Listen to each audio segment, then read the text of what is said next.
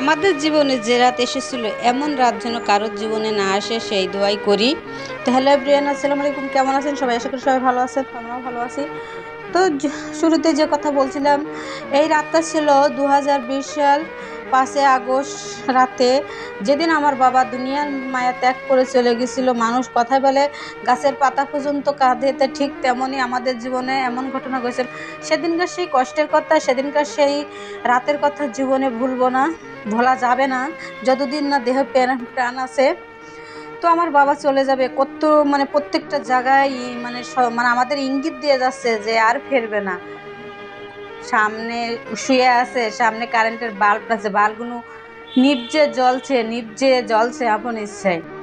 তারপরে হাতে সেলাইন দেওয়া আছে, সেলাইনটা খুলে পড়ে যাচ্ছে, ছিঁড়ে পড়ে যাচ্ছে। পুকুরে, বাড়ির সাথে বড় পুকুর, পুকুরের মাছগুলো সব খাবি কাছে, মাছগুলো সব ভেসে বেড়াচ্ছে। ওই রাতে রিমঝিম বৃষ্টি হচ্ছে, দমকা হাওয়া বইছে, কেমন যেন একটা ভয়ানক রাত। শীত মানে ভয় ভয় করছে। আমরা জানছি বাবার ফিরবে না, বাবার অবস্থা শেষ পর্যন্ত না ফেরার দেশে চলে গেল। যখন ফজরের আজান দেয় তখন বাবা দুনিয়ার মায়া ত্যাগ করে চলে গেল। বাবার দু চোখ দিয়ে পানি গড়িয়ে পড়লো, কান্নাকাটি করলো, সবাই চলে আসলো। ফজরের আজান হয়ে গেল, আগুন শেষে বাবাকে সবাই বাইরে বের করে দিল। হঠাৎ বৃষ্টি থেমে গেল, কিছুক্ষণ পরে আবারও বৃষ্টি, চারিদিকে আত্মীয় স্বজনের সব ফোন দিল, সবাই চলে আসলো।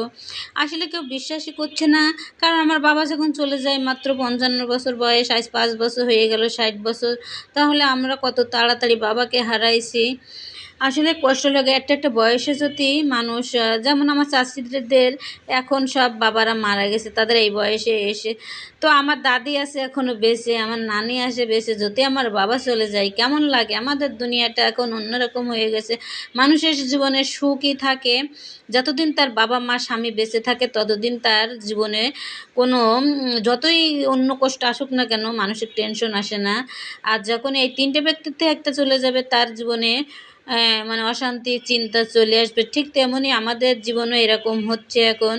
যতই ভালো মন্দ সুখী থাকি না কেন, বাবার শূন্যতা রয়ে গেছে, কেউ পূরণ করতে পারে না। আজকের ঈদ পার্বণ হোক বলেন, আজ বাবার বাড়ি যেতে পারছে না, স্বার্থ বলে, স্বার্থ লেগে গেছে ভাইদের। স্বার্থ আর অর্থ দুটোরই প্রয়োজন বলে কেন? তো এটাই, বাবা চলে গেছে, তাদেরই রাজত্ব বোনেদের দিতে গেলে সমস্যা।